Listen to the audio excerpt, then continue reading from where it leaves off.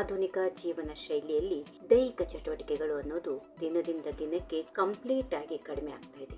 ಮಾರುದ್ದ ಓಡಾಡೋದಕ್ಕೂ ಗಾಡಿಗಳು, ಕುಳಿತಲ್ಲೇ ಗಂಟೆಗಟ್ಟಲೆ ಮಾಡುವ ಕೆಲಸ, ಆರ್ಡರ್ ಮಾಡಿದ ಕೆಲವೇ ಕ್ಷಣಗಳಲ್ಲಿ ಮನೆ ಬಾಗಿಲಿಗೆ ಬರುವ ದಿನಸಿ ಮತ್ತು ಫುಡ್ ಐಟಮ್ಸ್, ಹೀಗೆ ಪ್ರತಿಯೊಂದು ಡಿಜಿಟಲ್ ಆದ ಬೆನ್ನಲ್ಲೇ ಜನ 4 ಹೆಜ್ಜೆ ಹಾಕೋದಕ್ಕೂ ಅತಿಯಾದ ಸೋಮಾರಿಗಳು ಆಗುತ್ತಾ ಇದ್ದಾರೆ.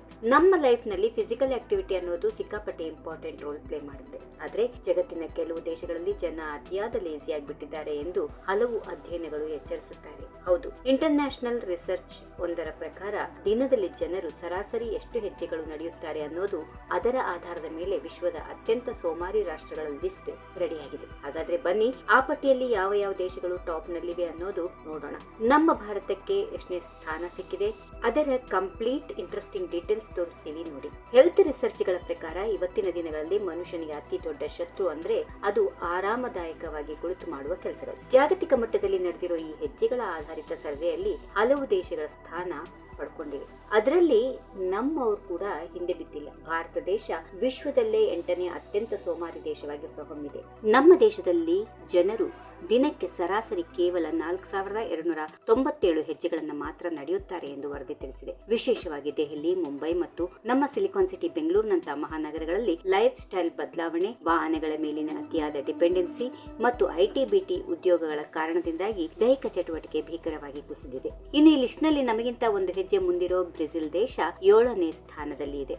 ಇಲ್ಲಿನ ಜನರು ದಿನಕ್ಕೆ ಸರಾಸರಿ 4289 ಹೆಜ್ಜೆಗಳನ್ನಷ್ಟೇ ನಡೆಯುತ್ತಾರೆ. ಬ್ರೆಜಿಲ್ ನಲ್ಲಿರೋ ಸಾಮಾಜಿಕ ಮತ್ತು ಆರ್ಥಿಕ ವ್ಯತ್ಯಾಸಗಳು ಜನರ ಈ ದೈಹಿಕ ಚಟುವಟಿಕೆಯ ಮೇಲೆ ಭಾರಿ ಪ್ರಭಾವ ಬೀರಿವೆ. ಇದನ್ನ ಗಂಭೀರವಾಗಿ ತೆಗೆದುಕೊಂಡಿರುವ ಅಲ್ಲಿನ ಗವರ್ನಮೆಂಟ್ ಇತ್ತೀಚೆಗೆ ಸಾರ್ವಜನಿಕ ಆರೋಗ್ಯ ಕಾರ್ಯಕ್ರಮಗಳ ಮೂಲಕ ಜನರನ್ನ ಹೆಚ್ಚು ಚುರುಕಾದ ಜೀವನ ಶೈಲಿಗೆ ತರಲು ಭಾರಿ ಕಸರತ್ತು ನಡೆಸ್ತಾ ಇದೆ. ಇನ್ನು ಪಟ್ಟಿಯಲ್ಲಿ 6ನೇ ಸ್ಥಾನ ಪಡೆದುಕೊಂಡಿರೋದು ಪಿರಾಮಿಡ್ಗಳ ನಾಡು ಈಜಿಪ್ಟ್. ಇಲ್ಲಿನ ಜನರು ದಿನಕ್ಕೆ ಸರಾಸರಿ 4315 ಹೆಜ್ಜೆಗಳನ್ನಷ್ಟೇ ಹಾಕ್ತಾರೆ. ಇದಕ್ಕೆ ಮೇನ್ ರೀಸನ್ ಅಲ್ಲಿನ ವಿಪರೀತ ಬಿಸಿ ವಾತಾವರಣ ಮತ್ತು ನಗರಗಳಲ್ಲಿರೋ ಟ್ರಾಫಿಕ್ ದಟ್ಟಣೆ. ಇದರಿಂದಾಗಿ ಜನ ಡೈಲಿ ವಾಕಿಂಗ್ ಮತ್ತು ವ್ಯಾಯಾಮ ಮಾಡಲು ಅಷ್ಟಾಗಿ ಇಷ್ಟಪಡೋದಿಲ್ಲ. ಇನ್ನು 5ನೇ ಸ್ಥಾನದಲ್ಲಿರೋ ದಕ್ಷಿಣ ಆಫ್ರಿಕಾ ದೇಶದಲ್ಲಿ ಜನ ದಿನಕ್ಕೆ ಕೇವಲ 4105 ಹೆಜ್ಜೆಗಳನ್ನಷ್ಟೇ ನಡೆಯುತ್ತಾ ಇದ್ದು, ತೀವ್ರ ನಗರೀಕರಣವೇ ಇವರ ಈ ಜಡತ್ವಕ್ಕೆ ಕಾರಣ ಎಂದು ವರದಿ ಹೇಳಿದೆ.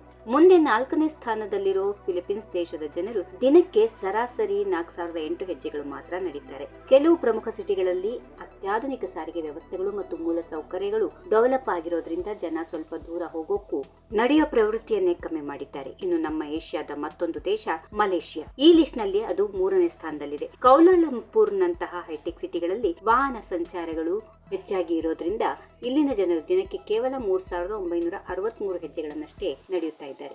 ವಿಶ್ವದ ಅತಿ ದೊಡ್ಡ ಶ್ರೀಮಂತ ರಾಷ್ಟ್ರಗಳಲ್ಲಿ ಒಂದಾದ ಸೌದಿ ಅರೇಬಿಯಾ ಈ ಸೋಮಾರಿ ಪಟ್ಟಿಯಲ್ಲಿ 2ನೇ ಸ್ಥಾನ ಪಡೆದುಕೊಂಡಿದೆ. ಸೌದಿ ದೇಶದ ಜನರು ದಿನಕ್ಕೆ ಜಸ್ಟ್ ಸರಾಸರಿ 3807 ಹೆಜ್ಜೆಗಳನ್ನು ಮಾತ್ರ ನಡೀತಾರಂತೆ. ಸೌದಿಯಲ್ಲಿ ವರ್ಷದ ಬಹುತೇಕ ದಿನ ಅತ್ಯಂತ ಬಿಸಿ ಹಾಗೂ ಮರಳುಗಾಡಿನ ಹವಾಮಾನ ಇರೋದ್ರಿಂದ ಜನರು ಹೊರಗೆ ಬಂದು ಓಡಾಡಲು ಇಷ್ಟಪಡೋದೇ ಇಲ್ಲ.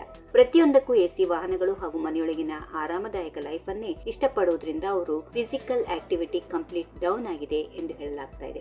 ಇನ್ನು ಇಡೀ ಜಗತ್ತಿನಲ್ಲಿ ಅತ್ಯಂತ ಸೋಮಾರಿ ದೇಶ ಅನ್ನೋ ಹೆಗ್ಗಳಿಕೆಗೆ ಪಾತ್ರವಾಗಿ ಮೊದಲ ಸ್ಥಾನದಲ್ಲಿರೋದು ಬೇರೆ ಯಾವುದೂ ಅಲ್ಲ, ಅದು ಇಂಡೋನೇಷ್ಯಾ. ಹೌದು, ಈ ದೇಶದಲ್ಲಿ ಜನರು ದಿನಕ್ಕೆ ಸರಾಸರಿ ಕೇವಲ 3513 ಹೆಜ್ಜೆಗಳು ಮಾತ್ರ ನಡೀತಾರೆ. ಜಾಗತಿಕ ಮಟ್ಟದ ಈ ಸ್ಟಡಿಯಲ್ಲಿ ಭಾಗವಹಿಸಿದ್ದ ಎಲ್ಲಾ ದೇಶಗಳಿಗಿಂತ ಅತ್ಯಂತ ಕಡಿಮೆ ವಾಕ್ ಮಾಡೋ ದೇಶ ಅಂದ್ರೆ ಅದು ಇಂಡೋನೇಷ್ಯಾ ಮಾತ್ರ.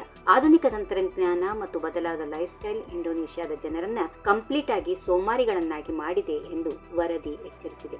ಆರೋಗ್ಯ ತಜ್ಞರ ಪ್ರಕಾರ ಒಬ್ಬ ಮನುಷ್ಯ ಹೆಲ್ದಿಯಾಗಿರಬೇಕು ಅಂದ್ರೆ ದಿನಕ್ಕೆ ಕನಿಷ್ಠ 7000ದಿಂದ 10,000 ಹೆಜ್ಜೆಗಳು ನಡೆಯುವುದು ಕಡ್ಡಾಯ. ಆದ್ರೆ ಈ ಪಟ್ಟಿಯಲ್ಲಿರೋ ಯಾವುದೇ ದೇಶಗಳು ಕನಿಷ್ಠ 5,000 ಹೆಜ್ಜೆಯನ್ನು ದಾಟುತ್ತಿಲ್ಲ. ನಿಯಮಿತ ನಡಿಗೆ, ವ್ಯಾಯಾಮ ಮಾಡದಿದ್ರೆ ಮುಂದಿನ ದಿನಗಳಲ್ಲಿ ಭೀಕರ ಆರೋಗ್ಯ ಸಮಸ್ಯೆಗಳು ಕಾಡೋದಂತೂ guarantee.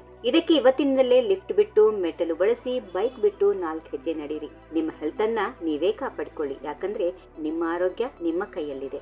If you like this video, ಬೇಗ ಲೈಕ್ ಮಾಡಿ, ಕಾಮೆಂಟ್ ಮಾಡಿ, ಶೇರ್ ಮಾಡಿ ಹಾಗೂ ಯೋಯೋ ಟಿವಿ ಕನ್ನಡವನ್ನು ಸಬ್ಸ್ಕ್ರೈಬ್ ಮಾಡಿ.